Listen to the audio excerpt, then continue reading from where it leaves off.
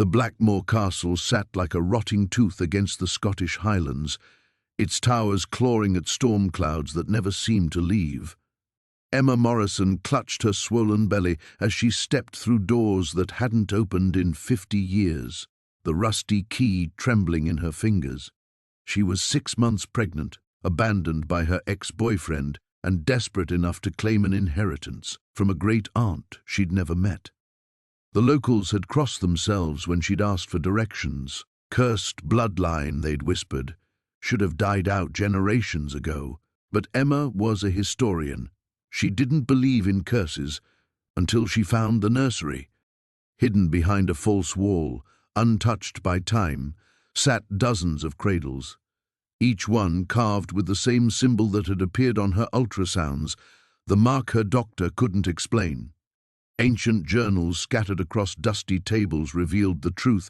Her family weren't just castle owners, they were guardians. And something had been waiting in those walls for the next Morrison woman to carry a child. Something that fed on the unborn. What was growing inside Emma's womb, and was it even human? The musty air clung to her lungs as she stumbled backward from the nursery, her hand pressed against the cold stone wall for support. The baby kicked violently, as if responding to the presence of those empty cradles. Emma's breath came in short gasps, fogging in the perpetual chill that seemed to permeate every corner of Blackmore. She'd driven 12 hours from London, with nothing but a death certificate, a deed, and Dr. Henley's concerned words echoing in her mind. The marking on your ultrasound. I've never seen anything quite like it. Perhaps we should consult a specialist. Now, staring at dozens of cradles bearing that same inexplicable symbol, a twisted spiral that seemed to shift and writhe even in the dim light, Emma felt her carefully constructed world of academic rationality crumble. Her phone had lost signal the moment she'd passed through the castle gates. No service, no GPS, no connection to the outside world. Just her, the baby, and whatever presence made the shadows in the corners seem to breathe. Emma forced herself to approach the nearest journal, its leather binding cracked with age. The pages fell open to an entry dated 1847, written in elegant script that belonged to someone named Moira Morrison. The 13th child was born under the blood moon, as the texts foretold. The creature grows restless in its prison. We have done our duty as guardians, but I fear we are fighting a losing battle. Each generation, it grows stronger.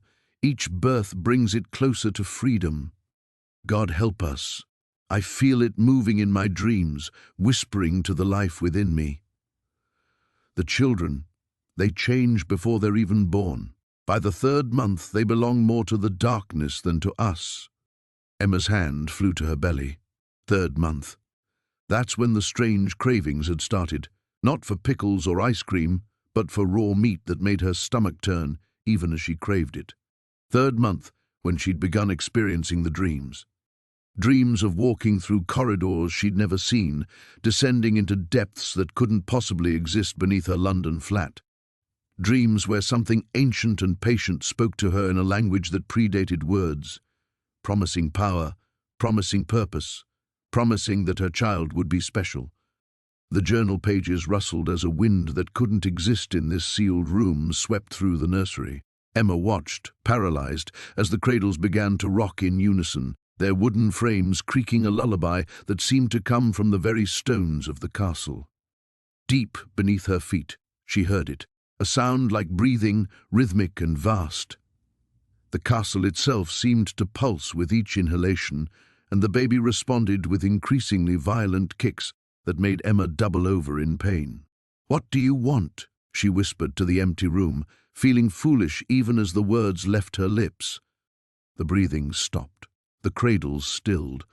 In the sudden, oppressive silence, Emma heard something that made her blood freeze, a whisper that seemed to come from inside her own mind. "I want what I've always wanted, what your family has denied me for 3 centuries. I want to be born." Emma stumbled toward the door, but it slammed shut before she could reach it. The rusty handle wouldn't turn. She was trapped in the nursery with the rocking cradles and the journals full of warnings she was only beginning to understand. The baby kicked again, but this time it felt different, deliberate, as if something else was testing the boundaries of its temporary prison. Emma sank into a dusty chair beside the journals, her historian's mind warring with a growing terror that no amount of academic training could explain away. Outside, thunder rolled across the highlands, but she knew the storm had nothing to do with weather.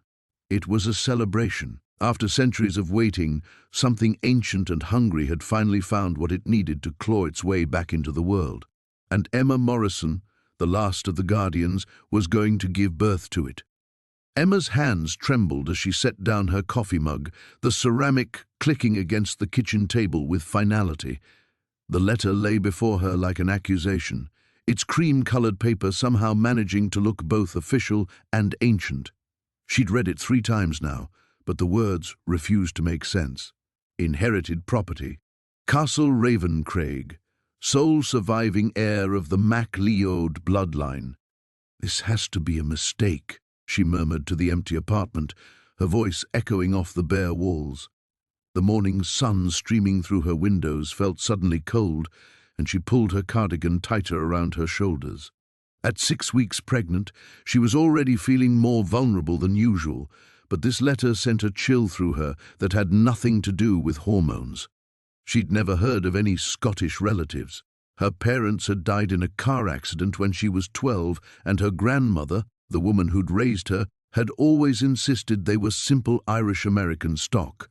No castles, no nobility, certainly no mysterious bloodlines that warranted legal documents sealed with actual wax. Emma picked up her phone and dialed the number printed on the letterhead. It rang twice before a crisp Scottish accent answered. Macpherson, Sinclair and Associates. This is Moira speaking. Hi, I received a letter about an inheritance. I think there might be some confusion.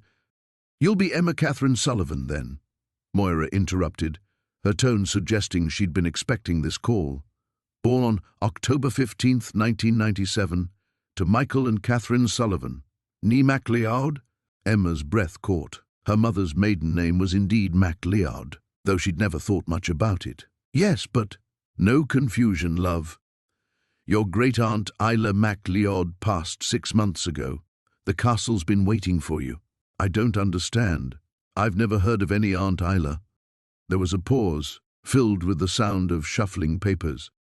Aye, well, there was a falling out in the family, you might say, long before you were born. But blood is blood, and you're the last of the line now. The last of the line. The phrase sent another shiver down Emma's spine. What exactly am I inheriting? Castle Ravencraig sits on the Isle of Skye. Been in your family for over 4 centuries. Along with the property comes certain responsibilities. When can you come to Scotland? Emma almost laughed. I can't just drop everything and fly to Scotland. I have a job, a lease, a life. Miss Sullivan. Moira's voice had taken on an urgent edge. I need you to listen very carefully. There are things about your inheritance that cannot be discussed over the phone. Important things. Things that concern not just you, but... She paused. You are with child, are you not? Emma's blood went cold. How could you possibly know that?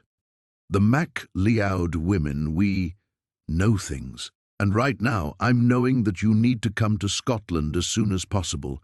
There are protections that must be renewed, wards that have been weakening since Isla's death. The castle has been waiting, but it won't wait forever. This is insane. You're talking about magic and... I'm talking about survival.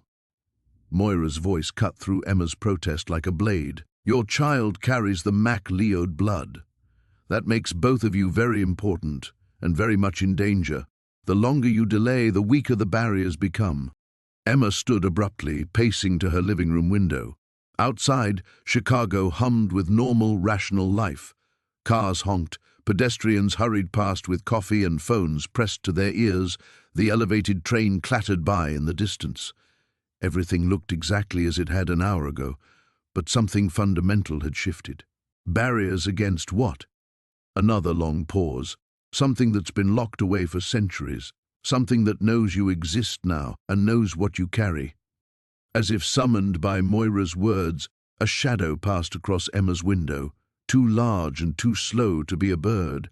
She looked up, but saw only empty sky and the building across the street.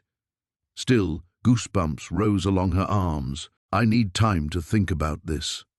Time is what we don't have, love.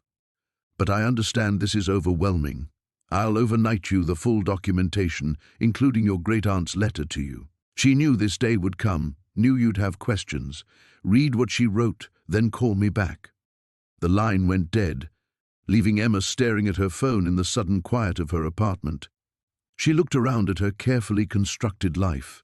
The second-hand furniture she'd saved months to buy, the art prints she'd chosen to make the space feel like home, the small pile of baby books she'd already started accumulating despite the pregnancy being barely 6 weeks along. It all felt fragile now, as insubstantial as tissue paper. Outside, another shadow passed the window, lingering just long enough to make her wonder if she was being watched. Emma pressed a hand to her still flat belly, where something impossibly small was growing, carrying whatever mysterious legacy flowed through her veins. Whatever was coming for them had already found her. The train's rhythmic clacking against the tracks had become a hypnotic lullaby, but Emma couldn't sleep. She pressed her face against the cold window, watching the Scottish Highlands roll past in shades of grey and green. Every mile northward seemed to pull her deeper into a world she'd never known existed, toward a castle that supposedly belonged to her family, a family she'd believed consisted of only herself and her late mother. Her hand drifted unconsciously to her still flat stomach. 3 months along, and she hadn't told anyone yet. Not even Jake knew, though their relationship had been crumbling long before she'd discovered the pregnancy. The timing couldn't have been worse, or perhaps, given her current circumstances, it couldn't have been more significant. The solicitor's words echoed in her memory. The inheritance passes through the maternal line. Miss Blackwood, it has done so for over 4 centuries. When she'd pointed out that her surname was Morrison, he'd simply smiled and produced documents proving her mother had legally changed their name when Emma was barely 2 years old. Margaret Blackwood had become Margaret Morrison, severing all apparent ties to Scotland and whatever legacy lay waiting there. But why? Emma pulled out the thick envelope Mr. Caldwell had given her, its contents still largely unexamined. She'd been too shocked during their meeting to process everything properly. Now, with hours of travel ahead, she spread the documents across the small table in her first-class compartment. The first item was a photograph, sepia-toned and obviously old. It showed a group of women standing before an imposing stone structure. The castle rose behind them, like something from a Gothic novel, all towers and battlements against a stormy sky. The women wore dark clothing, their faces serious, almost grim. Emma studied their features, looking for some resemblance to herself or her mother. The woman in the center, slightly ahead of the others, had the same dark hair and sharp cheekbones Emma saw in her own reflection. Beneath the photograph was a handwritten letter, dated just 3 years ago. The paper was expensive, heavy stock with a letterhead she couldn't quite make out in the dim light. The handwriting was spidery, old-fashioned, to the last daughter of the Blackwood line. The castle is not merely a home, child. It is a prison. What lies beneath has slept for 27 years, but the binding weakens with each generation. Your mother's flight delayed the inevitable, but it could not prevent it forever. You must come, you must learn, and you must choose. The others are waiting. Eleanor Blackwood, keeper of the vigil. Emma's hands trembled as she set the letter down. The others are waiting. What others? And what did the letter mean by what lies beneath? She rifled through more documents. Property deeds, financial statements showing the castle was entirely debt-free and came with a substantial trust fund, genealogical charts tracing the Blackwood line back to the 1600s, all women, she noticed. Mothers, daughters, granddaughters, but precious few sons, and those who appeared in the family tree seemed to die young. The final document made her blood run cold. It was a medical report, stamped with official seals, dated 6 months ago. Eleanor Blackwood, The woman who'd written the letter had died in what the coroner termed unexplained circumstances. Her body had been found in the castle's lower levels, in a room the report described as historically significant but structurally unsound. What disturbed Emma most was the note at the bottom: subject appeared to have aged decades in a matter of days. Cause of death inconclusive. A knock at her compartment door made her jump, scattering the papers. "Tickets, please," came a voice from the corridor. As the conductor moved on, Emma began gathering the documents with shaking hands. The photograph had fallen to the floor, and when she picked it up, she noticed something she'd missed before. In the background, barely visible in one of the castle's upper windows, was a pale shape.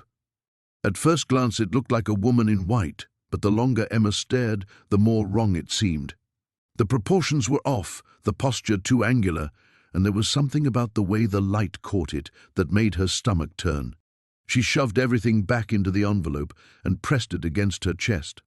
Outside, the landscape was growing wilder, more desolate. According to her ticket, she'd reached the small Highland station in 2 hours. From there, it was a short drive to Castle Blackwood, to her inheritance, her prison, her destiny. Emma closed her eyes and tried to ignore the fact that her unborn child had begun to move for the first time, responding to something she couldn't name. The law firm's waiting room felt suffocating despite its generous proportions. Emma shifted in the leather chair, her hand unconsciously moving to her still flat stomach as she watched the Edinburgh traffic crawl past rain-streaked windows. The pregnancy symptoms had been getting worse: nausea that struck at odd hours, exhaustion that sleep couldn't cure, and a strange sensitivity to certain sounds that made her wince. Ms. Blackwood, a severe-looking woman in her 60s, appeared at the mahogany door. "Mr. Sinclair will see you now." The office beyond was a monument to old money and older secrets. Floor-to-ceiling bookshelves lined the walls, filled with legal tomes that looked like they hadn't been disturbed in decades. Behind an imposing desk sat a man who seemed carved from the same dark wood, gaunt, pale, with eyes that held too much knowledge. "Please, sit." Alistair Sinclair's voice carried the weight of Highland mists. He studied her with an intensity that made Emma's skin crawl. "You have your great-aunt's eyes." "I didn't know I had a great-aunt." Emma settled into the chair, noting how Sinclair's gaze lingered on her midsection. "Your letter was vague." Moira Blackwood was a reclusive woman. She spent her final decades ensuring the family legacy would pass to the right hands. He opened a thick folder, revealing documents that reeked of age and something else, something that reminded Emma of the musty basement smell from her childhood nightmares. "Ravenshollow Castle has been in your bloodline for over 400 years. "A castle?" Emma laughed, but the sound came out hollow. "That's impossible. My family has no money. We're nobody special." Sinclair's thin lips curved into what might have been a smile. "On the contrary, the Blackwood line is very special indeed. Your great-aunt was quite specific about the inheritance conditions." He slid a photograph across the desk. "This is your property." Emma's breath caught. The castle loomed against a storm-darkened sky, like something from a Gothic nightmare. Black stone walls rose from craggy cliffs, topped with towers that seemed to claw at the clouds. Windows stared out like hollow eyes, and even in the photograph, she could sense something watching from within those dark spaces. She swallowed hard. "It's not exactly welcoming. What happens if I don't?" The temperature in the room seemed to drop several degrees. Sinclair's eyes grew distant, as if he were seeing something beyond the office walls. "The Blackwood line has certain responsibilities, ancient obligations that cannot be abandoned without consequences." Emma's hand moved to her stomach again. The baby had been restless all morning, an odd fluttering that felt more like anxiety than normal fetal movement. "What kind of responsibilities?" "Your great-aunt will have left detailed instructions. Everything you need to know is at the castle." He pushed another document toward her, the keys, the deed, contact information for the local groundskeeper. Mrs. Campbell has maintained the property for decades. She'll explain what needs explaining.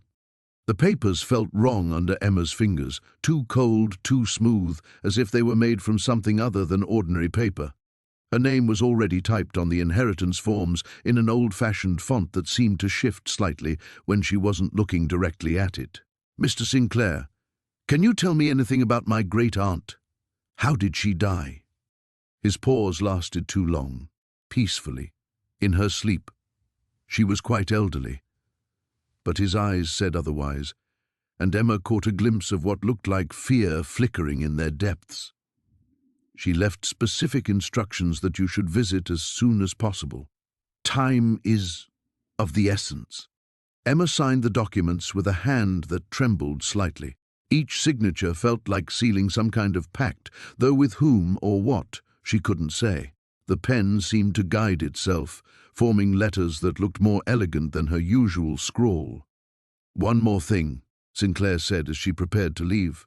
He reached into his desk drawer and withdrew an ornate silver key, its head shaped like a raven with spread wings. The metal was warm to the touch, almost pulsing. Your great-aunt insisted you receive this personally. It opens. Well, you'll discover what it opens when the time comes. The key felt heavy in Emma's palm, heavier than silver should be.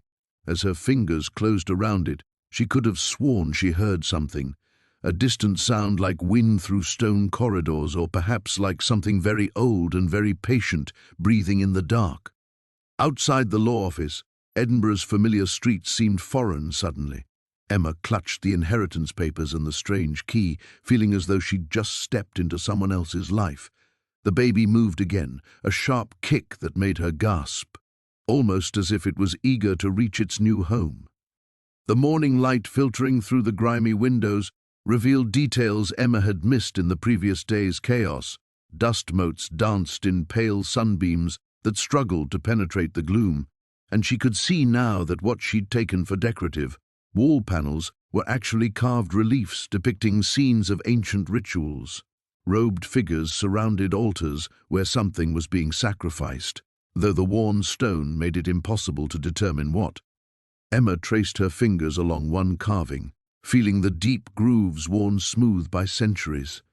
The figures seemed to be offering something to a towering shadow that loomed over them all.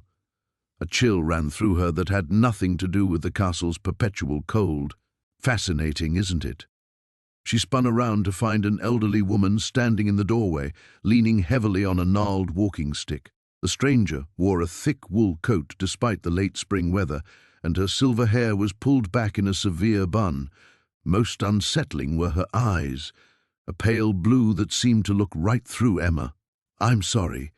How did you get in here?" Emma asked, instinctively placing a protective hand over her still flat stomach.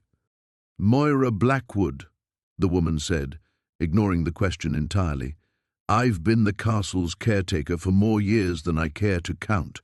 Your great-aunt never mentioned me in her letters, I suppose." "Great-aunt?" "Aye, Vivian MacLeod. She was the last of the bloodline before you." Moira's eyes dropped meaningfully to Emma's midsection. "Though I see that's about to change." Emma felt exposed under that piercing gaze, as if the woman could somehow sense the life growing within her despite it being barely 6 weeks along. "I don't understand." The solicitor said the castle had been empty for decades. Empty of MacLeods, perhaps, but some of us remained to tend to more important matters. Moira stepped further into the hall, her walking stick clicking against the stone floor with an oddly rhythmic beat. "Tell me, child, have you heard it yet?" "Heard what?" "The singing." "Because it started again." Moira's expression was grave. It always does when a MacLeod woman with child crosses the threshold. The last time was when your great-aunt was carrying your grandmother nearly 80 years ago. Emma's mind reeled. "That's impossible. My family is from Ohio. We're not Scottish." "Your mother's line, perhaps. But your father—" Moira shook her head sadly. "Did he never tell you about his family? About why they fled to America?" "My father died when I was 5. He never talked about his past." "Aye, they rarely do." The weight of the truth is too much for most to bear. Moira moved to the massive fireplace and ran her hand along the mantelpiece. Hidden catches clicked, and a section of the carved stone swung inward, revealing a narrow passage. "Come, there are things you need to see before it grows stronger." Every instinct screamed at Emma to run, to get back in her car and drive straight to the airport. But something deeper, a pull she couldn't explain, urged her forward. She followed Moira into the hidden passage, which led down a spiral staircase carved directly into the castle's foundation. The air grew colder with each step, and Emma noticed strange symbols etched into the walls. They seemed to glow faintly in the darkness, though that might have been her imagination. The passage opened into a circular chamber lit by flickering candles that shouldn't have been burning after all these years. Ancient books lined shelves carved into the stone walls, their leather bindings cracked and faded. But it was the massive tome open on the central lectern that drew Emma's attention. The pages were covered in the same symbols from the walls, alongside illustrations that made her stomach turn. "The MacLeod Grimoire," Moira said softly. "Your family's burden and responsibility for over 4 centuries." Emma approached the book cautiously. One illustration showed a pregnant woman standing before what looked like this very chamber. Above her, a dark shape descended, its form shifting between shadow and something almost human. "What is this?" "Your ancestor, Isla MacLeod, made a bargain in 1598. Moira's voice carried the weight of old sorrow. Her husband was dying, and she was desperate. The entity offered to save him, to grant her family power and longevity. In return? Every 3rd generation, when a MacLeod woman bears a child within these walls, the entity would claim what was promised, a vessel for its return to the physical world. Emma backed away from the book, but Moira's hand shot out with surprising strength, gripping her wrist. "Running won't help, child. It can sense the bloodline now. The only way to protect your baby is to learn how your ancestors have held it at bay for so long." As if summoned by their conversation, the singing began again, closer now, and Emma could swear she heard words in a language that predated human speech. The hidden door slammed shut behind Emma, with a finality that made her blood run cold. She pressed her palms against the stone, searching desperately for any mechanism to open it from this side, but found only smooth, unyielding granite. The narrow passage stretched ahead into darkness, lit only by the dying glow of her phone's flashlight. "There has to be another way out," she whispered to herself, one hand instinctively moving to her belly. The baby stirred as if responding to her fear, a flutter of movement that both comforted and terrified her. Whatever ancient evil had been bound to this place, she couldn't let it claim her child. The passage sloped downward, carved directly from the living rock beneath Blackmore Castle. Strange symbols covered the walls, the same twisted runes she'd seen in the journal, but these were older, deeper, as if they'd been carved with desperate urgency. Some still held traces of what looked like dried blood in their grooves. Emma's footsteps echoed strangely in the confined space, creating whispers that seemed to follow her. The air grew colder with each step, and she could see her breath misting in the phone's pale light. Her battery showed 12% remaining. The passage opened into a circular chamber that took her breath away. Hundreds of candles lined shelves carved into the walls, their wax pooled and hardened from countless lightings over the centuries. In the center stood a stone altar, its surface stained dark with substances she didn't want to identify, but it was the walls that made her stumble backward in horror. Portraits covered every inch of available space, dozens of women, all bearing an unmistakable resemblance to Emma. The same auburn hair, the same green eyes, the same delicate features, but their faces told stories of madness and despair. Some clutched swaddled bundles to their chests with desperate intensity, others stared out with hollow, haunted expressions that spoke of unbearable loss. Each portrait bore a nameplate beneath it: Moira MacLeod, 1623, Fiona MacLeod, 1681, Isla MacLeod, 1734. The dates continued in rough 20 to 30-year intervals, stretching all the way to the present. The final portrait frame stood empty, waiting. "Oh my God," Emma breathed, understanding flooding through her like ice water. "We're all the same. We're all—" A sound made her spin around, the scrape of stone against stone. The altar was moving, sliding aside to reveal a spiral staircase descending even deeper into the earth. Ancient air rushed up from the depths, carrying with it the smell of decay and something else, something that made her gag. She knew she should run, should find another way out, but her feet carried her forward as if compelled. The stairs were worn smooth by countless feet, and she had to grip the rough walls for support as she descended. Her phone's light grew weaker, casting dancing shadows that seemed to move independently of her movement. The staircase ended in a vast underground cavern that defied the castle's foundations. Phosphorescent moss provided a sickly green glow that revealed the chamber's true purpose. This was a prison, but not for any mortal creature. Symbols covered every surface, carved deep and filled with silver that still gleamed despite the centuries.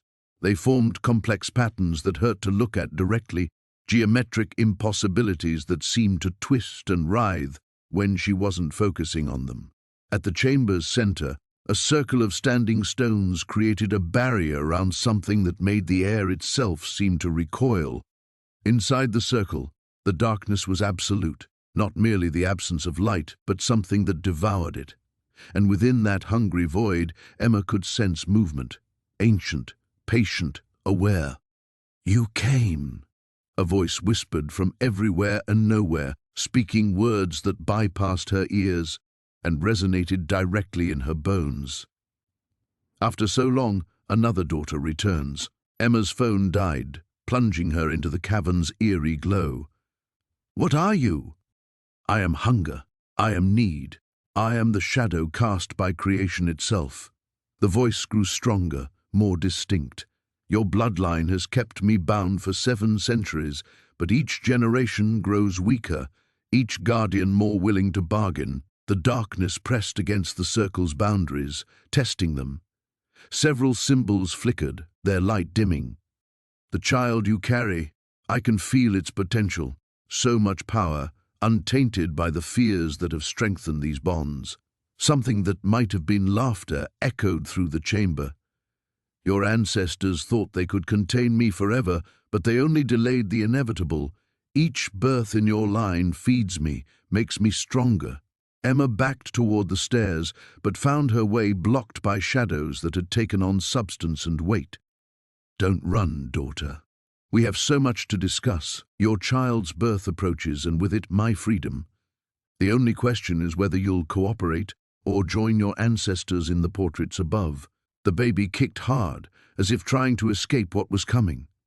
The morning light filtering through the ancient windows cast long shadows across the stone floor as Emma descended the spiral staircase, her hand trailing along the cold wall for support. The baby had been restless all night, as if sensing the malevolent presence that seemed to pulse through the very foundations of Ravencroft Castle. She'd barely slept, haunted by whispers that seemed to emanate from within the walls themselves. Dr. Sinclair waited in the great hall, his weathered face grave as he spread yellowed documents across the massive oak table. The papers looked older than anything Emma had ever seen, their edges crumbling with age and covered in symbols that made her eyes water when she tried to focus on them. "Your ancestor, Moira Blackwood, was not the first of your line to face this entity," he began without preamble. "The Blackwood women have been guardians for over 4 centuries, each generation producing a daughter strong enough to maintain the binding." Emma lowered herself carefully into a chair, her hand instinctively moving to her belly. "What exactly are we binding? What is this thing?" Sinclair's fingers traced the faded ink of what appeared to be a family tree. "The records call it the devourer of innocence. It feeds on potential, on lives unlived, futures unconsidered. There is no purer source of such energy than an unborn child." The temperature in the room seemed to drop 10 degrees. Emma pulled her cardigan tighter around her shoulders. "You're saying this thing wants my baby?" "Not wants. Needs." His eyes met hers, filled with a sympathy that somehow made everything worse. The entity was summoned here in 1623 by a desperate father whose own child had died. He sought to bring her back, but what answered his call was something far more sinister. It promised him his daughter's return in exchange for a vessel, a pure soul untouched by the world's corruption. Emma felt sick, and he agreed. He tried. But Moira Blackwood, your ancestor, intervened. She was with child herself then, and she understood what the entity truly was. She bound it to the castle using her own bloodline as the anchor, ensuring that as long as a Blackwood woman lived, the creature would remain trapped. The papers rustled as if touched by an unfelt wind. Emma noticed that several of the documents bore official seals, while others appeared to be written in different hands, some elegant, others desperate and shaky. Emma's throat felt dry. What happened to the others? The other Blackwood women? Sinclair turned to a page covered in dates and names. Some succeeded in renewing the binding. Others... He pointed to entries marked with black ink. Margaret Blackwood, 1687. The entity escaped for 3 days before she managed to contain it again. 7 children in the village died in that time. Catherine Blackwood, 1754. She tried to flee rather than face the trial. The creature followed her to Edinburgh. 36 deaths before she returned to complete the binding. And if they failed completely? It hasn't happened yet, he said quietly. Though not all survived the process. Your grandmother Isabel nearly died from the strain. She told me once that she could feel the entity trying to claw its way into her mind during her pregnancy with your mother. Emma remembered her mother's reluctance to speak about the family, her insistence on staying far from Scotland. My mother never came back here. She never told me about any of this. She chose to break the line by not having children herself. For 40 years the entity remained dormant. But when you conceived, he gestured to the shadows that seemed to writhe in the corners of the room. It awakened. A sudden movement caught Emma's eye. The shadows along the wall appeared to be reaching toward her, stretching like grasping fingers. She blinked hard, and they returned to normal. How long do I have? The binding grows weakest in the final month of pregnancy. Based on what you've told me about your due date, perhaps 6 weeks before the trial reaches its peak. And what exactly does this trial involve? Sinclair's hesitation told her everything she needed to know before he spoke. You must enter the entity's domain, the sealed chambers beneath the castle, and either strengthen the binding or... He paused, clearly struggling with the words. Or what? Or make the ultimate sacrifice to ensure it never escapes. The baby kicked hard against Emma's ribs, as if responding to the conversation. She could swear she heard something like laughter echoing from the depths of the castle, though it might have been just the wind through the ancient stones. Show me, she said finally. Show me these chambers. Sinclair gathered the documents with hands that trembled slightly. Are you certain? Once you see the truth of what lurks below, there will be no pretending this is merely superstition. Emma stood, her resolve hardening like steel. I'm already trapped here. I might as well understand my prison. The morning brought no comfort. Emma woke to find frost covering the inside of her bedroom windows despite the fire she'd banked the night before. Her breath misted in the air, and the baby kicked restlessly against her ribs as if sensing the unnatural cold that had settled into the castle's bones. She dressed quickly, pulling on layers of wool that did little to chase away the chill that seemed to emanate from within her own body. The mirror above the washstand showed a face she barely recognized, hollow-cheeked, with dark circles beneath eyes that held too much knowledge for someone barely past 26. The dining room was empty when she arrived, though Mrs. Blackwood had left a covered plate of eggs and toast that had long since gone cold. Emma forced herself to eat, knowing the baby needed nourishment, even as her stomach churned with each bite. The taste of ash lingered on her tongue, a remnant from the previous night's encounter in the tower room. She was reaching for her teacup when the first scream shattered the morning quiet. The sound came from somewhere deep within the castle, a woman's voice raised in terror and pain. Emma's cup clattered against its saucer as she lurched to her feet, her hand instinctively moving to her swollen belly. The baby writhed inside her, responding to the distress with sharp movements that made her gasp. Another scream echoed through the corridors, closer this time. Emma moved toward the dining room door, her heart hammering against her ribs. The sound was coming from the direction of the servants' quarters, where Mrs. Blackwood kept her rooms. "Mrs. Blackwood!" Emma called out, her voice barely above a whisper. The name seemed to be swallowed by the oppressive silence that had fallen after the screams ceased. She made her way through the labyrinthine passages, guided by instinct and the faint smell of something burning. The corridors seemed longer than usual, stretching endlessly before her as shadows danced at the edges of her vision. Portraits of long-dead MacLeods watched her progress with eyes that seemed to follow her movement, their painted mouths twisted into expressions of warning or condemnation. The servants' quarters were located in the castle's east wing, a section Emma had rarely explored. The walls here were older, built from rougher stone that wept moisture despite the morning's bitter cold. Tapestries hung in tatters, their once vibrant threads now faded to the color of old blood. She found Mrs. Blackwood's door standing ajar, revealing a slice of the room beyond. Emma pushed it open with trembling fingers, dreading what she might discover. "Mrs. Blackwood?" Emma whispered, reaching out to touch the woman's shoulder. Her fingers met flesh as cold as the castle's stones. Mrs. Blackwood's head lolled backward at the touch, revealing eyes that had turned completely white. The pupils vanished as if they'd been burned away from within. Her mouth hung open in a silent scream, and thin trails of what looked like frost traced patterns down her cheeks. Emma stumbled backward, a cry escaping her throat before she could stop it. The baby kicked violently, as if trying to flee from whatever presence had invaded the room. The air itself felt thick and malevolent, pressing against Emma's skin like invisible hands. On the table beside Mrs. Blackwood's chair lay an open book, its pages filled with cramped handwriting in a language Emma didn't recognize.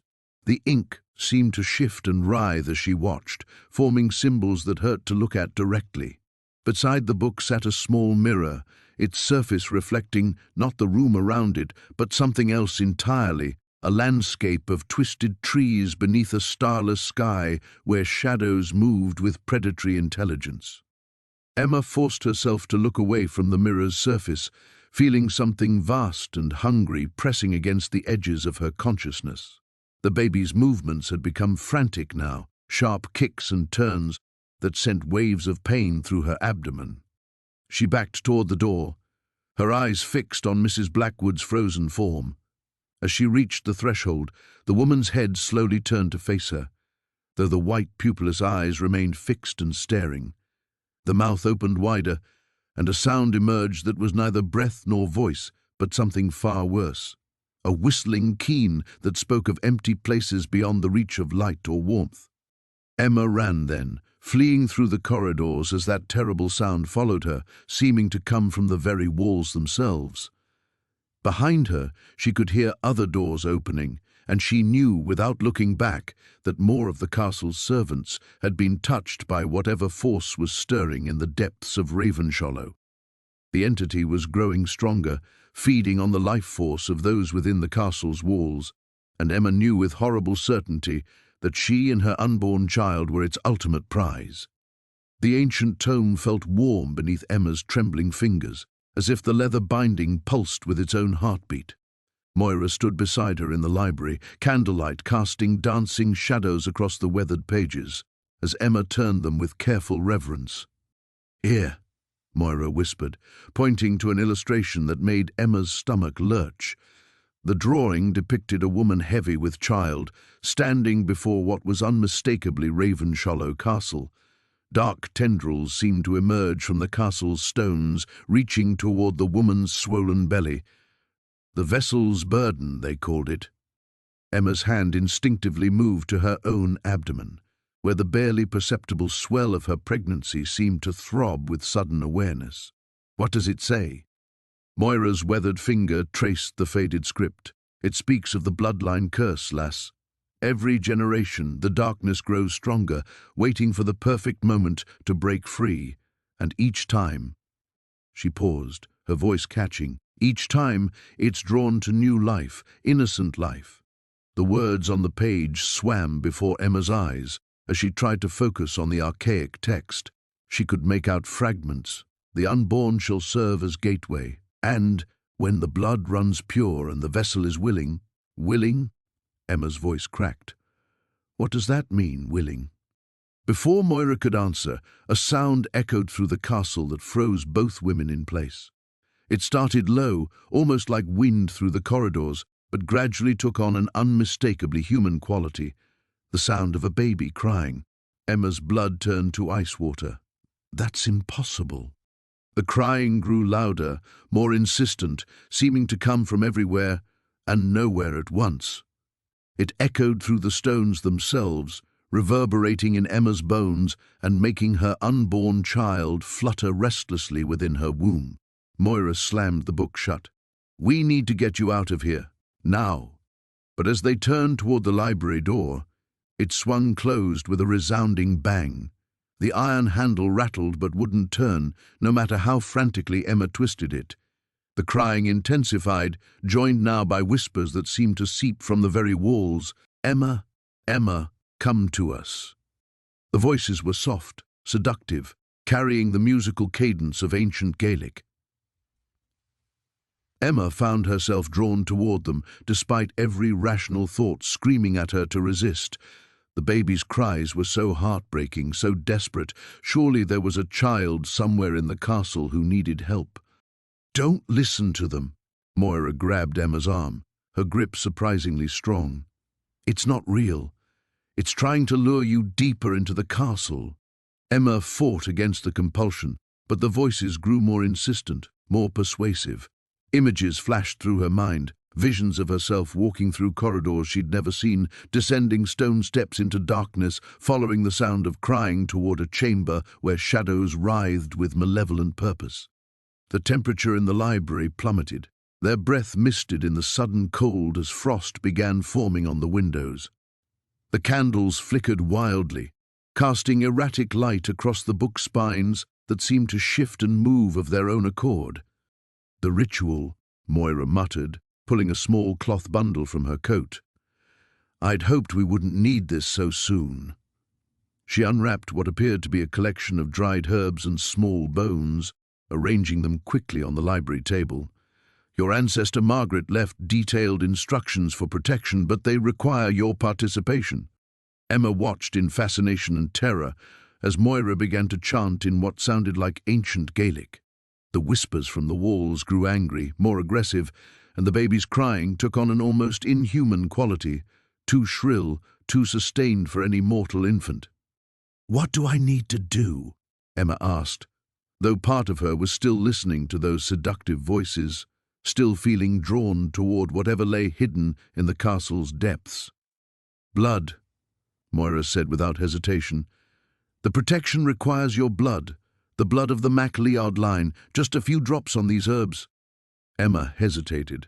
Everything in her rational mind rebelled against participating in what looked disturbingly like witchcraft, but the alternative, surrendering to whatever force was calling to her, seemed far worse. She could feel her unborn child responding to the supernatural activity, moving restlessly as if sensing the danger. Taking the small knife Moira offered, Emma pricked her finger and watched 3 drops of blood fall onto the dried herbs. The effect was immediate and startling. The herbs burst into flame without any apparent ignition source, filling the library with pungent smoke that smelled of earth and ancient mysteries. The whispers cut off abruptly, and the baby's crying faded to nothing. The temperature began to return to normal, and the oppressive weight that had been pressing down on Emma's chest lifted slightly. But in the sudden silence, Emma heard something that chilled her more than all the supernatural manifestations combined. The sound of footsteps in the corridor outside, slow and deliberate, moving away from the library door as if whatever had been trying to get in had found another way to reach its goal. Moira's face had gone pale. It's learning, she whispered, getting stronger. The protection won't hold it for long. The ancient chamber beneath the castle felt alive with malevolent energy as Emma pressed her palm against the weathered stone tablet. The moment her skin made contact, searing pain shot through her hand and up her arm, as if the stone itself was branding her. She gasped but didn't pull away. Something deeper than instinct told her this agony was necessary. Around her, the assembled Mac-Leod spirits watched in tense silence.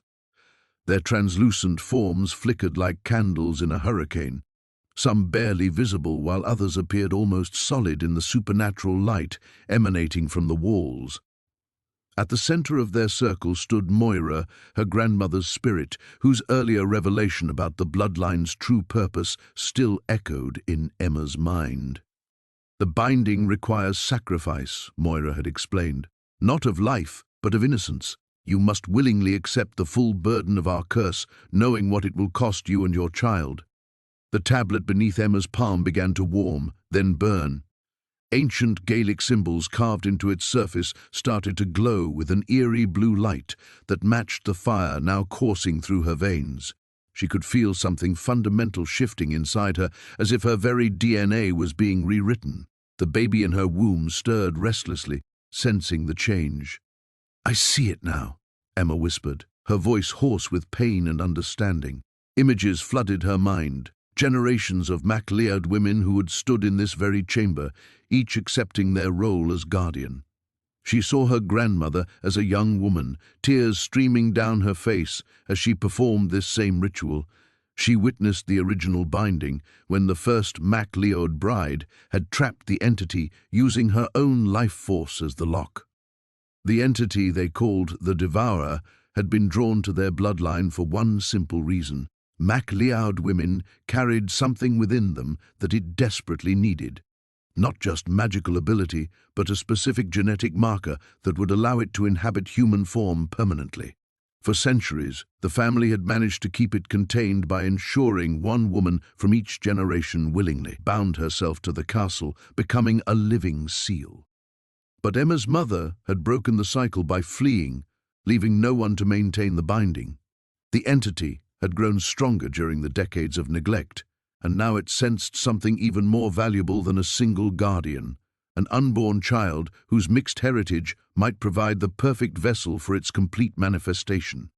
"The child will be born with a choice," Moira continued, her form growing more solid as the ritual progressed.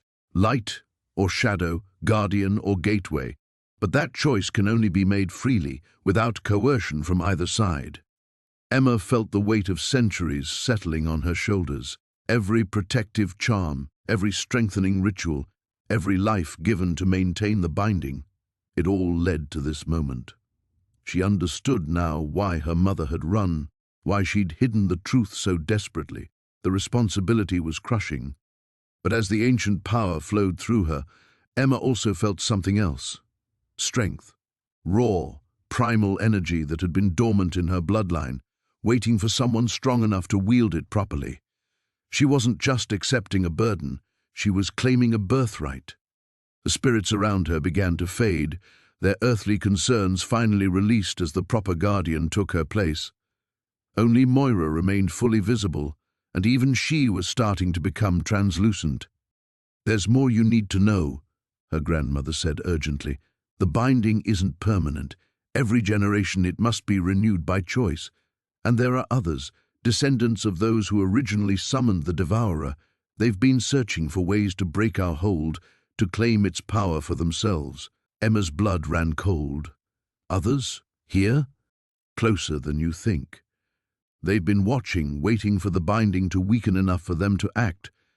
Your pregnancy makes you vulnerable in ways that—" Moira's warning was cut short by a sound that made Emma's heart stop, the heavy oak door to the chamber creaking open.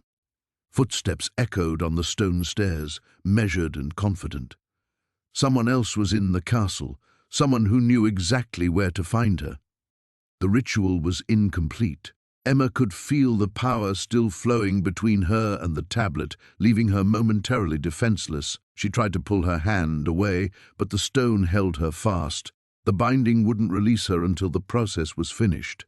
"Well, well," came a familiar voice from the darkness beyond the chamber entrance. The lost princess finally comes home. Dr. James Hartwell stepped into the supernatural light, but he looked nothing like the concerned physician who had examined her just days earlier. His eyes held an ancient intelligence, and when he smiled, Emma saw something predatory that made her blood freeze. "Thank you for doing the hard work for us, my dear," he continued, pulling an ornate silver blade from his coat. "Breaking a MacLeod binding from the outside is nearly impossible. But from within, during the ritual itself, child's play." Emma realized with growing horror that she had walked directly into a trap that had been centuries in the making. The ancient tome lay open before Emma, its yellowed pages seeming to pulse with malevolent energy in the flickering candlelight. Her grandmother's journal had led her to this moment, but nothing could have prepared her for what she now read in the crumbling text. "The 13th generation shall bear the vessel," she whispered, her voice trembling as she traced the archaic script with her finger. "When the blood runs pure and the child quickens within, the devourer shall rise to claim its promised flesh." A sharp kick from within her womb made her gasp, and she instinctively placed her hand over her belly. The baby had been increasingly active since she'd entered the castle's hidden library, as if responding to some unseen force that permeated these walls. The journal beside the tome contained her grandmother's desperate scrawl. "I failed. Margaret's child was not the one. But Emma carries the true heir. The bloodline has been building to this moment for 3 centuries. The curse demands completion." Emma's breath caught as she read further. Her grandmother hadn't just been the castle's keeper, she'd been its guardian, tasked with preventing this very prophecy from coming to pass. And now Emma understood why her family had been scattered, why she'd never known about this place until the inheritance. They'd been trying to break the chain. But she was here now, and she was pregnant. The candle flame suddenly guttered, plunging the library into near darkness. In the shadows between the towering bookshelves, something moved. Emma clutched the journal to her chest, her heart hammering as she strained to see what lurked just beyond the edge of the candlelight. "You cannot run from what you are." The voice seemed to emerge from the very stones themselves, a whisper that bypassed her ears and spoke directly to her soul. "Your child belongs to me. It has always belonged to me." "No," Emma said, struggling to keep her voice steady. "I won't let you have my baby." Laughter echoed through the chamber, hollow and ancient. The shadows began to coalesce, forming shapes that defied comprehension, writhing tentacles of darkness that reached toward her with hungry intent. Emma backed toward the library's entrance, but the heavy oak door slammed shut before she could reach it. The iron handle was ice-cold beneath her palm, refusing to turn no matter how desperately she twisted it. "Your bloodline has fed me for generations," the voice continued, growing stronger. "Each birth, each death, each drop of MacLeod blood spilled on these stones has brought me closer to freedom. But your child will be my salvation." The baby kicked again, harder this time, and Emma cried out. It felt as though something was responding to the entity's call from within her own body. The realization hit her like a physical blow, the pregnancy symptoms that had brought her to the doctor, the dreams that had plagued her nights, the inexplicable pull she'd felt toward this place. None of it had been coincidence. "You've been watching me," she breathed, "influencing me. From the moment of conception. Do you think it was chance that brought you to these lands while carrying my vessel? I have been patient, child. So very patient." Emma pressed her back against the door, her mind racing. The journal in her hands felt warm, almost burning, and she looked down to see her grandmother's final entry glowing faintly on the page, the salt circles in the east tower, the iron daggers blessed by Father MacDougall. "If Emma finds this, tell her the binding can still be renewed. Tell her there is hope. Salt circles, iron daggers." Emma remembered seeing both in her initial exploration of the castle, dismissed then as historical curiosities. But now she understood their true purpose. The shadows pressed closer, and she could feel the temperature in the room dropping with each passing second. Her breath misted in the air as she clutched the journal tighter. You think your grandmother's primitive rituals can save you? The entity's amusement was palpable. She died trying to maintain those pathetic barriers, just as her mother did. Just as you will, maybe, Emma said, surprised by the steadiness in her own voice. But I'm not going to make it easy for you. With a sudden burst of determination, she pressed herself against the narrow window behind the desk. The glass was old and warped, but it gave way under her weight, shattering outward into the night. Cold Highland air rushed in. She squeezed through the opening, ignoring the sharp edges that caught at her clothes. Behind her, the entity's roar of rage shook the very foundations of the castle. But she was outside now, free from the confines of that cursed library. The east tower loomed before her across the courtyard, its windows dark but somehow welcoming. As she ran across the moonlit stones, Emma felt the baby settle in her womb, as if it too sought escape from the malevolent presence. She had her grandmother's knowledge now, and she had hope. The real battle was just beginning. The wind howled through the castle's ancient stones as Emma pressed her back against the cold wall of the ritual chamber. Her hand instinctively moved to her swollen belly, where the baby kicked restlessly, as if sensing the malevolent presence that filled the air like poisonous smoke. "You cannot hide from me, child." The voice echoed from everywhere and nowhere, a symphony of whispers that made her teeth ache. "I have waited so long to taste what grows within you." Emma's grandmother's journal trembled in her free hand, its yellowed pages fluttering despite the absence of any breeze in the sealed chamber.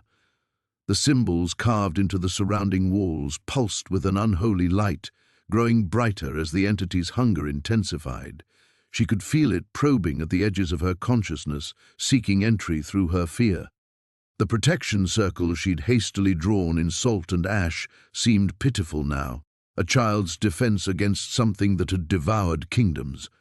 But it was all she had, along with the incantations her grandmother had recorded in spidery handwriting, warnings passed down through generations of women who had stood guard against this very moment.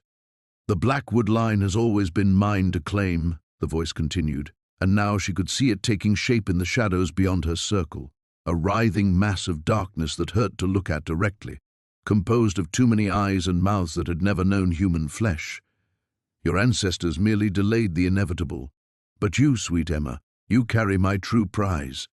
The baby kicked harder, and Emma gasped as a wave of nausea rolled through her. Something was wrong. The child wasn't just responding to her fear, it was responding to the entity's call. She could feel it stirring differently now, with an awareness that no unborn child should possess. "No," she whispered, then louder, "No, you can't have us." She opened the journal with shaking fingers, finding the page she'd memorized during her desperate flight through the castle corridors, the binding ritual her great-great-grandmother had attempted, the one that had cost her life but bought them decades of peace. Emma's pronunciation of the ancient Gaelic words was clumsy, but power thrummed through each syllable nonetheless. The entity recoiled, its form wavering like smoke in a strong wind. But its laughter was worse than its threats. "You think those old words can contain me now? I am stronger than when your ancestor faced me. I have fed on the fear that seeps through these walls, grown fat on the nightmares of all who've died here."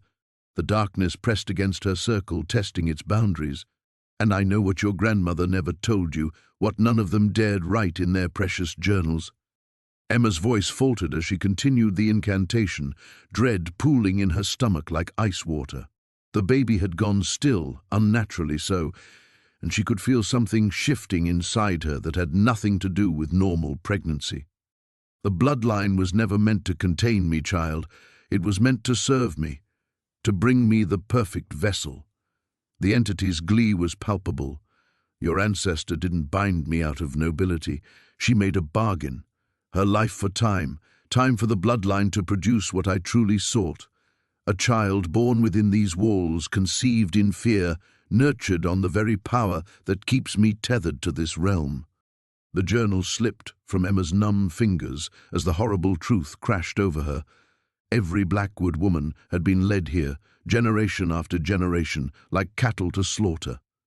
Her pregnancy wasn't an accident, it was destiny.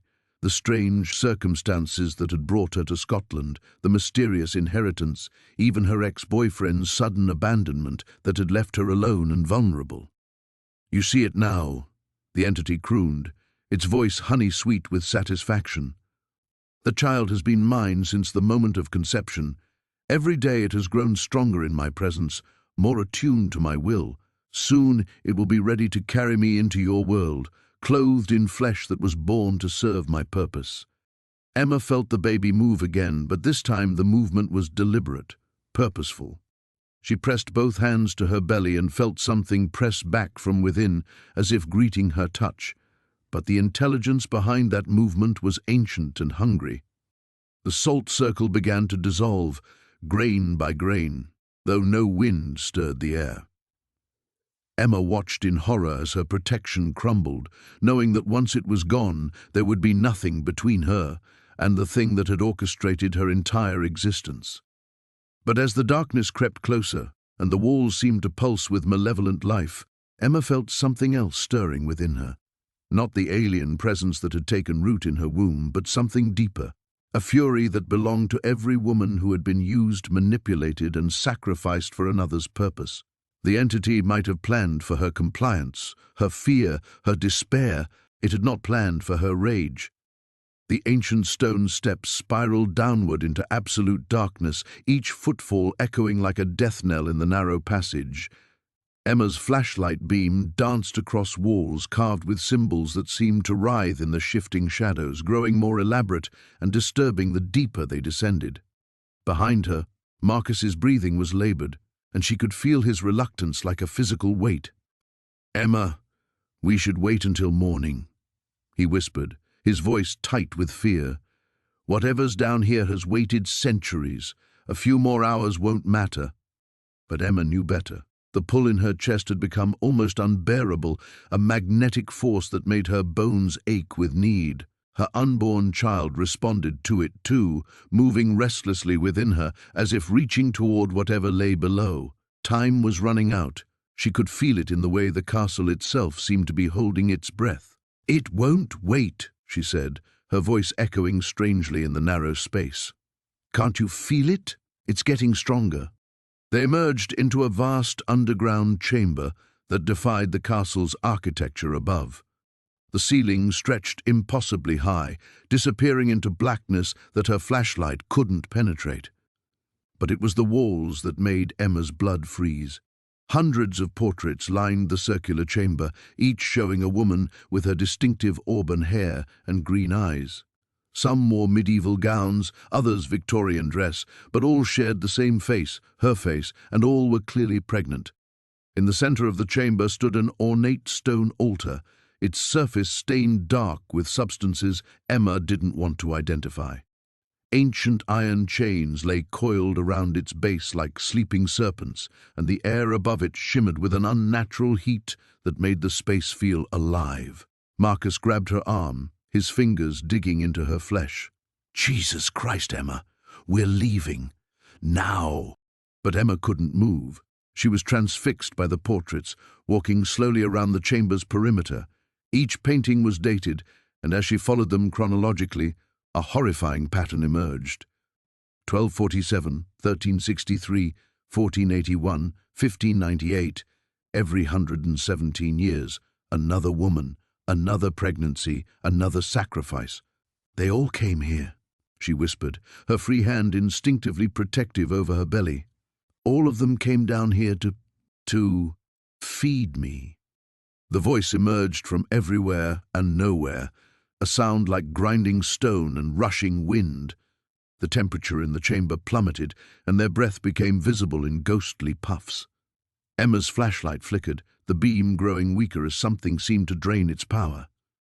Marcus stepped in front of Emma, but she could see him trembling. "Stay back!" he shouted into the darkness. "She's not doing this." Laughter echoed through the chamber, a sound like breaking glass and screaming wind. "Do you think you have a choice in this, mortal? She carries my vessel. She bears the blood that binds us. Every generation has tried to resist, and every generation has failed." The portraits began to glow with an eerie phosphorescence, and Emma gasped as she saw movement within the painted faces. Eyes blinked, mouths opened in silent screams, hands pressed against the inner surfaces of the frames as if the women were trapped inside, trying desperately to escape. "Emma," Marcus urged, tugging at her arm, "we have to go, now." But Emma found herself walking toward the altar, compelled by a force stronger than her own will. The baby inside her was moving frantically now, and she could swear she felt tiny hands pressing against her womb, reaching toward the malevolent presence that filled the chamber.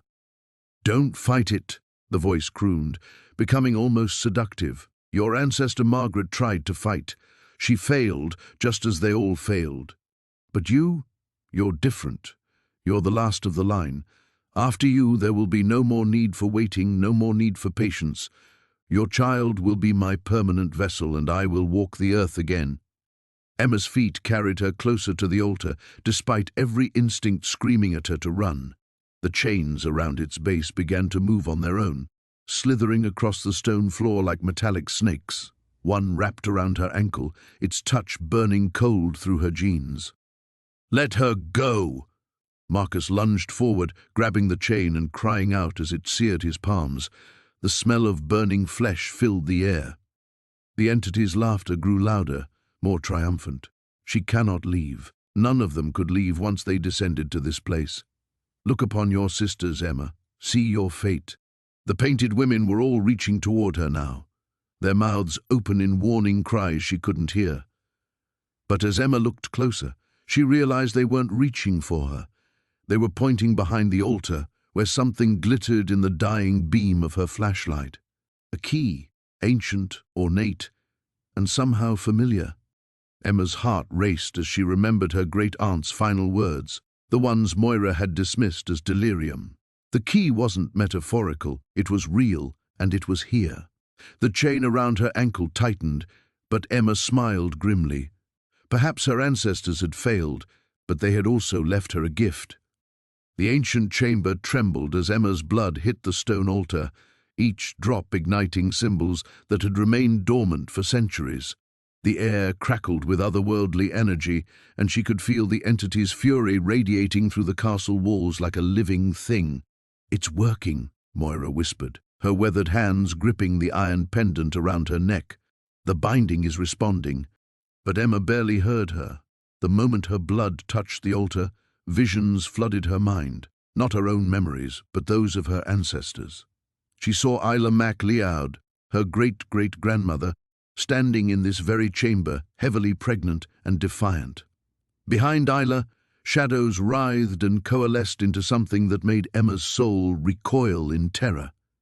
"You cannot keep it from me forever," a voice echoed through time, neither male nor female, but something far older and hungrier. "The bloodline will weaken. The child will be mine."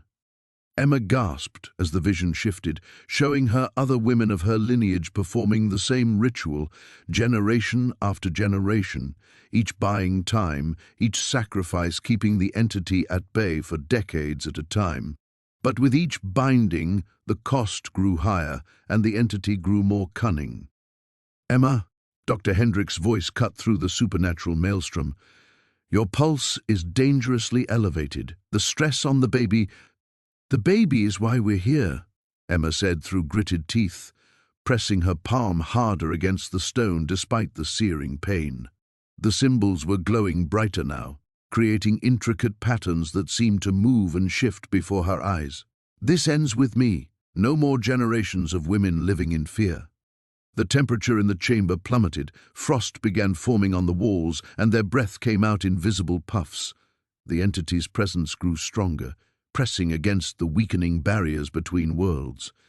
Moira stepped forward, her voice rising in an ancient Gaelic chant that seemed to resonate with the very foundations of the castle.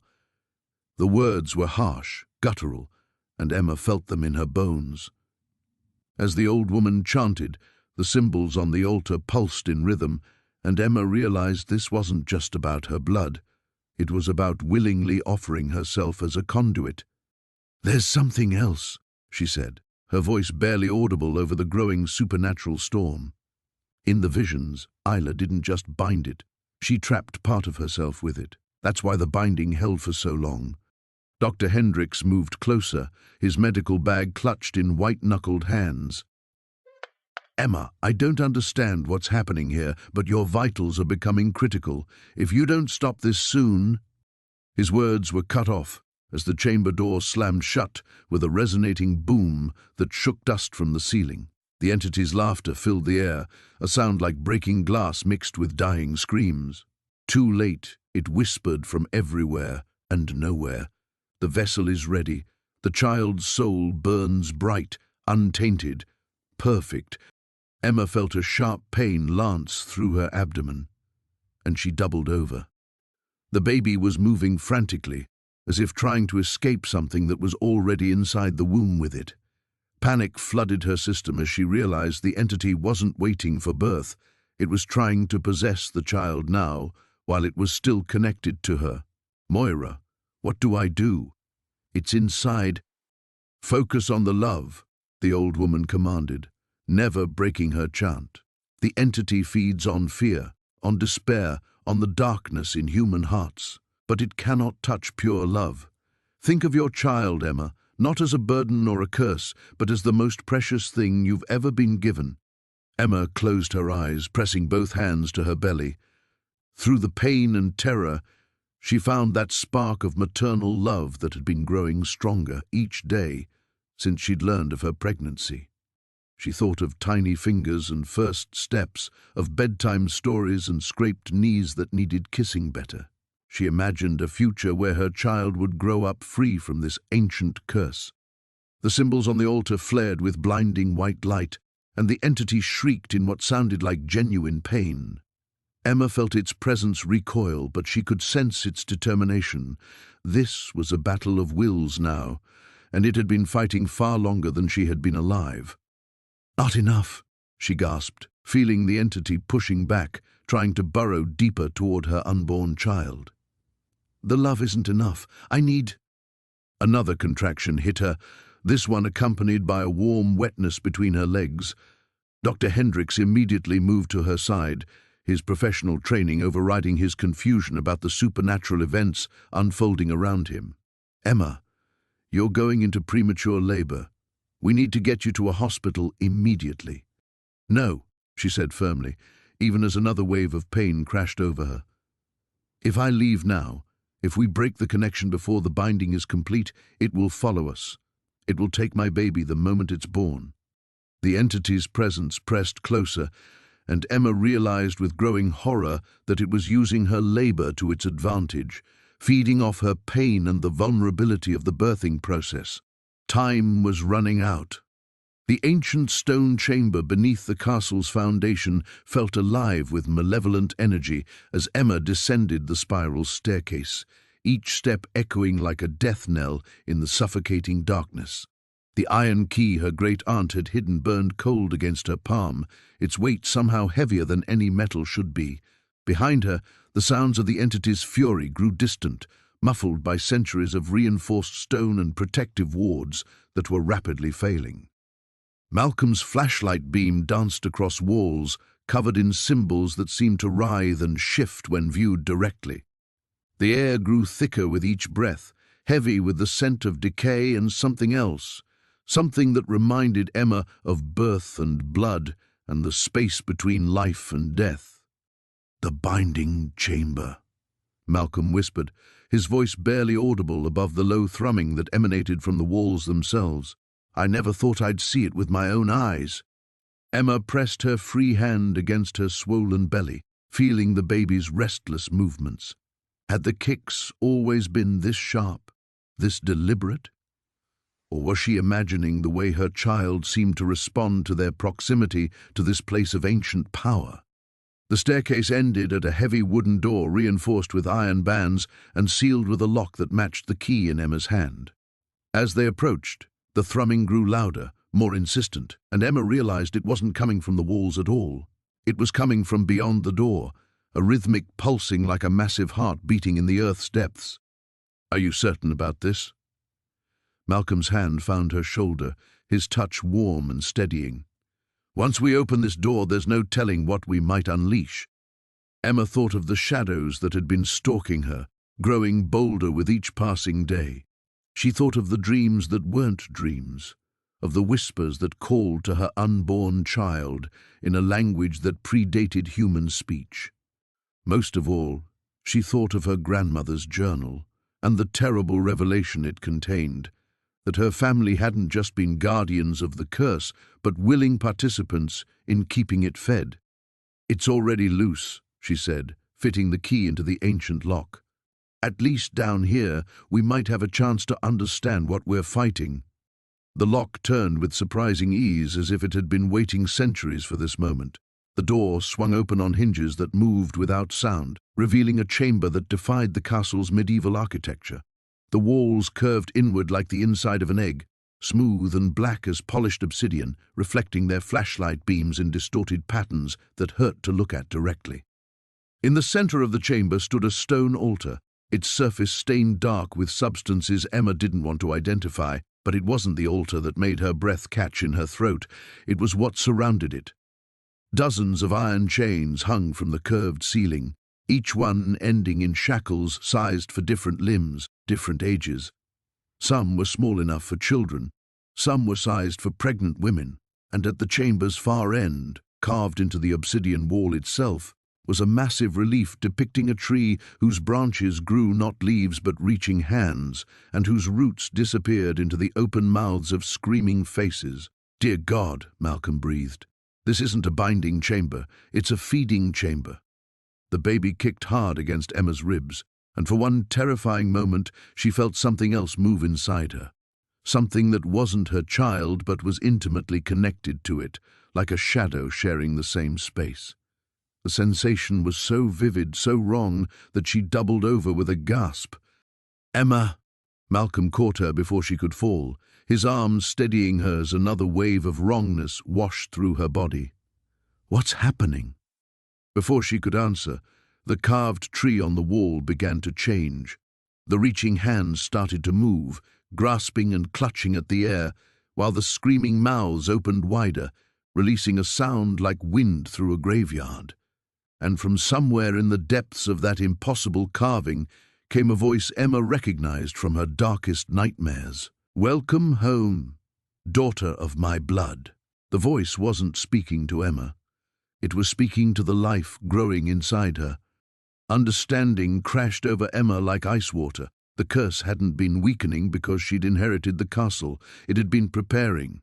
Every generation of her family had fed it, yes, but only to keep it strong enough to wait for this moment. For a child born with the bloodline at its most potent, a child conceived in the shadow of the castle itself. The entity didn't want to possess her baby. It wanted to become her baby, to be born into a body perfectly suited to contain its essence while giving it access to the mortal world.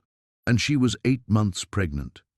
Malcolm was pulling her toward the door, shouting something about getting out, getting away, but Emma knew there was nowhere to run. The thing that had been imprisoned here for centuries was already closer than skin. It was growing inside her. The ancient stones beneath Emma's feet pulsed with a rhythm that matched her racing heartbeat as she descended into the castle's deepest chamber.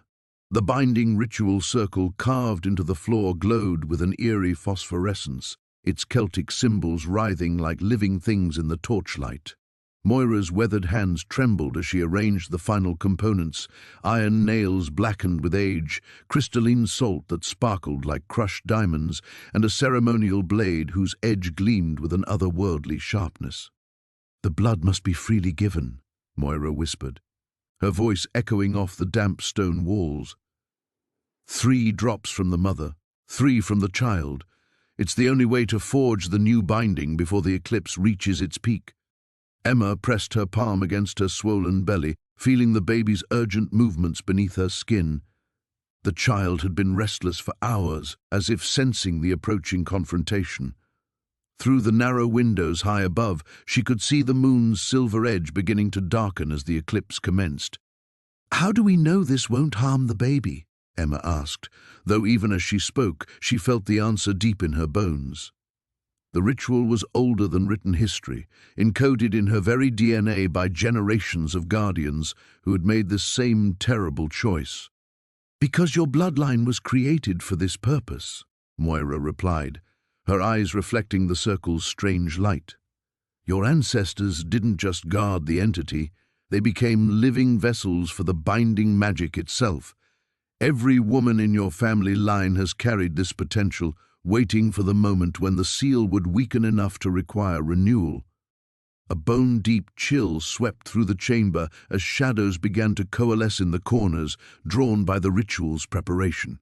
Emma could feel the entity stirring in its prison, ancient hunger awakening as it sensed opportunity.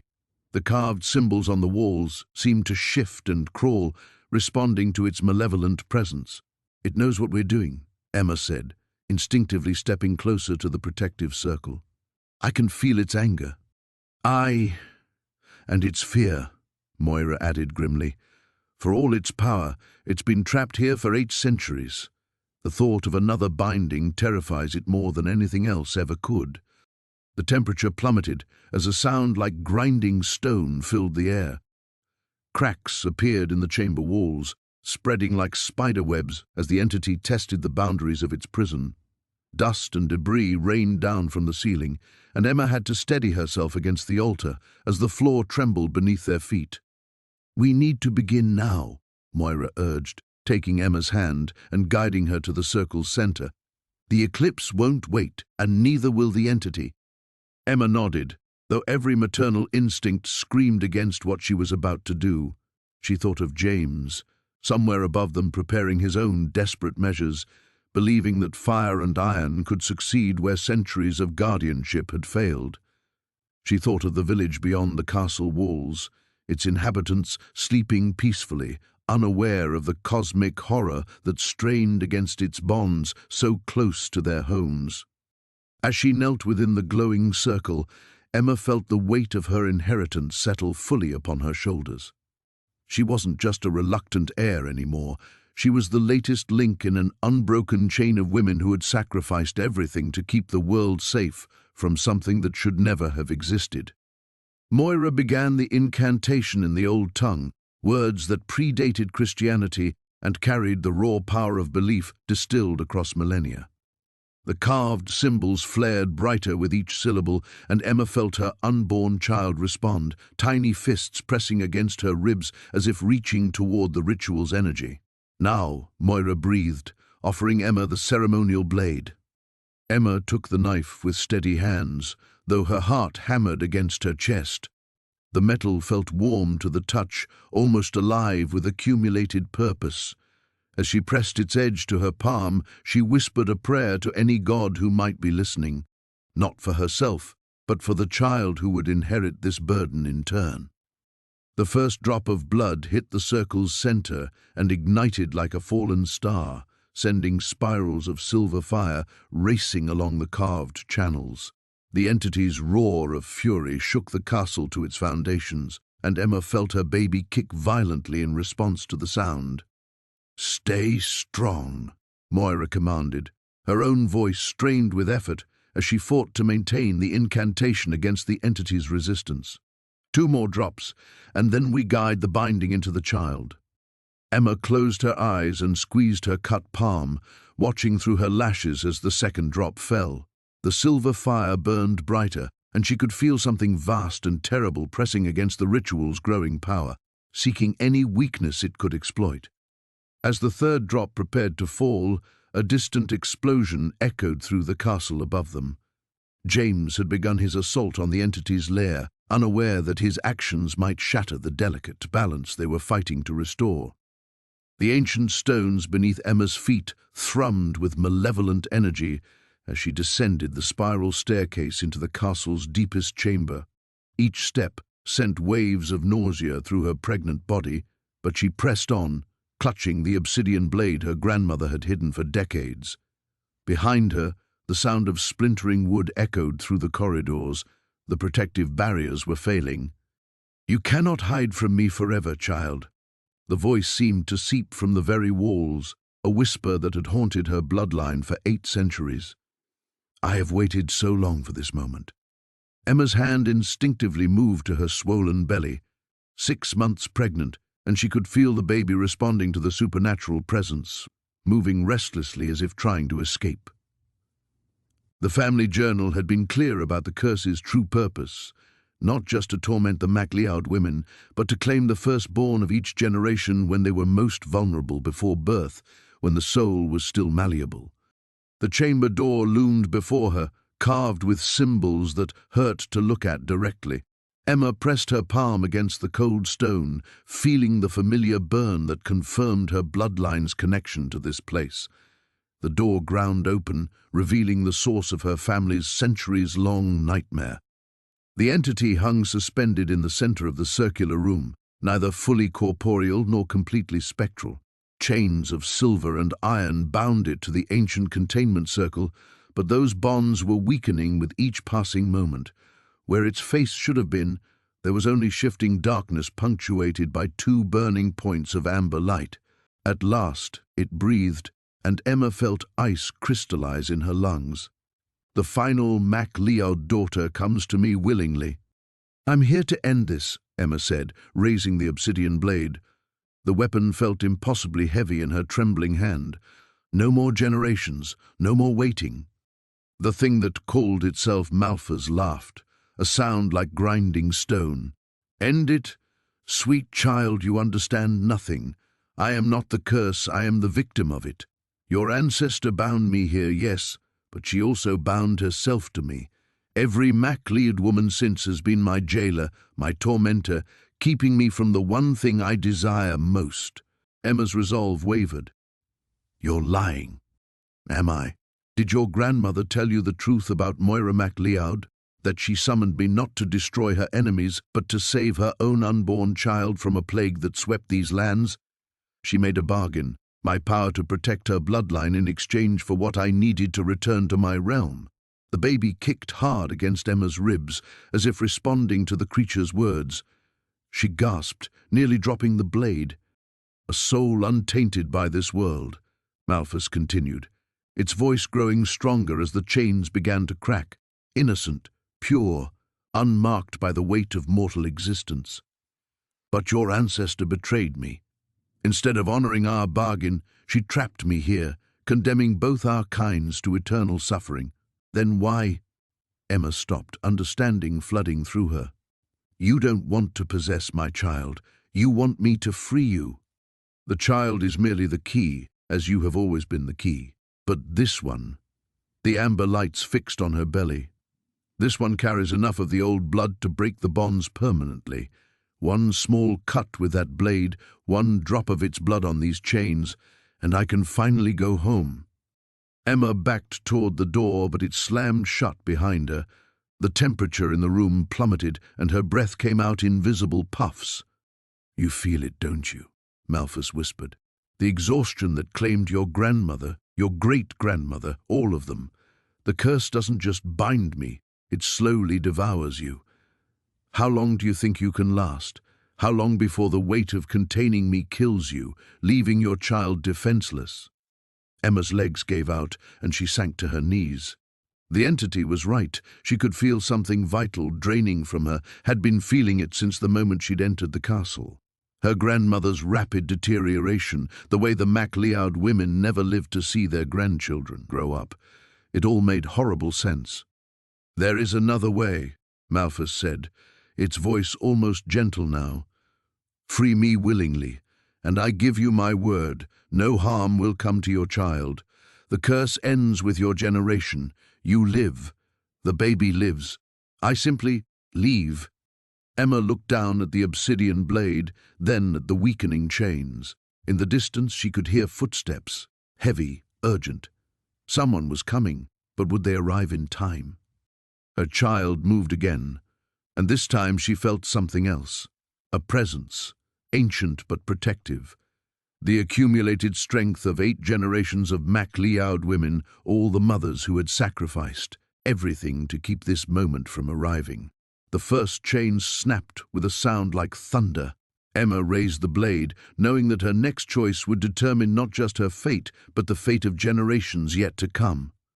The ancient stones of Castle Ravencraig trembled as Emma pressed her palms against the seal, her bloodline's power coursing through the cold granite.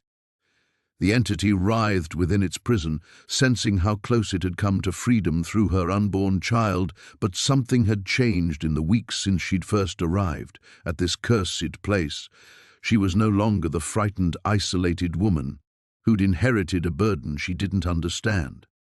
"You cannot hold me forever," the darkness whispered, its voice echoing from every shadow in the chamber. "Your child will be born, and when it is, I will have my vessel." Emma's hands glowed with ethereal light, the same power that had bound this evil centuries ago flowing through her veins. "You're wrong," she said, her voice steady despite the exhaustion weighing on her shoulders. "You've been trapped so long, you've forgotten what real strength looks like." The journal of her ancestor Moira lay open beside her, its pages filled with the true history of the Sinclair bloodline. Not just guardians, but warriors. Not just protectors, but those who chose to sacrifice everything to keep the world safe. Emma had spent days reading, understanding, preparing for this moment when she would have to make the choice that would define not just her future, but her child's. James stood behind her, his presence a steady anchor in the chaos. He'd insisted on staying despite knowing the danger, despite understanding that what she was about to attempt had never been tried before. Dr. Whitmore waited at the castle entrance with the car running. They would need to leave immediately if her plan succeeded. "The binding is weakening," James said, pointing to cracks that had begun to spiderwork across the ancient seal. "Whatever you're going to do, I know." Emma closed her eyes, feeling the life growing within her, innocent and pure. The entity had been right about one thing. It would never stop trying to claim her child. As long as it existed, her bloodline would be condemned to an eternity of guardianship, each generation sacrificing their freedom to maintain a prison that grew weaker with every passing decade. But Moira's journal had revealed another possibility, one that required a willing sacrifice of a different kind. Emma began to speak the ancient words, but not the ones meant to strengthen the seal. These were different, older, more dangerous, words that would transfer the entity's prison from the stones of the castle into something else, someone else. "Emma, what are you doing?" James's voice was sharp with alarm as he realized what she intended. "Ensuring our child has a real future," she replied, the words coming faster now as power built around her. The entity's struggles grew more frantic as it began to understand her plan. "No, you cannot. The human form will not contain me." But Emma had read Moira's research carefully. A willing host, one bound by blood and love and absolute determination, could serve as a prison that would weaken the entity over time rather than simply containing it. It would take decades, perhaps her entire lifetime, but she could slowly drain its power until nothing remained but an echo. The light around her hands intensified, and she felt the darkness being drawn out of the stones and into herself. The sensation was like swallowing ice and fire simultaneously, a cold burning that spread through her chest and limbs, but her child remained protected, surrounded by the same protective light that had always been her birthright. James moved to stop her, but she held up one glowing hand. "Don't. This is the only way to end it permanently. No more guardians, no more curses, just us and the family we're going to have." The entity fought the transfer with everything it had, but centuries of imprisonment had weakened it, and Emma's will was unbreakable. She thought of her child's future, playing in gardens without shadows, growing up with choices, loving freely without the weight of ancient obligations. The last of the darkness poured into her, and the castle suddenly felt different, lighter. The oppressive atmosphere that had hung over the place for generations lifted like fog in sunlight. Emma staggered, James catching her as she nearly fell. Inside her, she could feel the entity raging, but it was trapped now in a way it had never been before. Trapped within someone who loved more than she feared, who chose hope over despair. Every day it would grow weaker, feeding not on fear but being slowly consumed by the very human emotions it could never understand. Is it over? James asked, helping her toward the door. Emma touched her stomach, feeling her child's movement, strong and healthy and completely free. It's over, finally over. They walked out of Castle Ravencraig together, leaving behind centuries of darkness. The curse was broken, the bloodline freed, and their child would inherit only love and possibility. Emma carried the last remnant of an ancient evil, but she also carried something far stronger, hope for a future where nightmares had no power over dreams.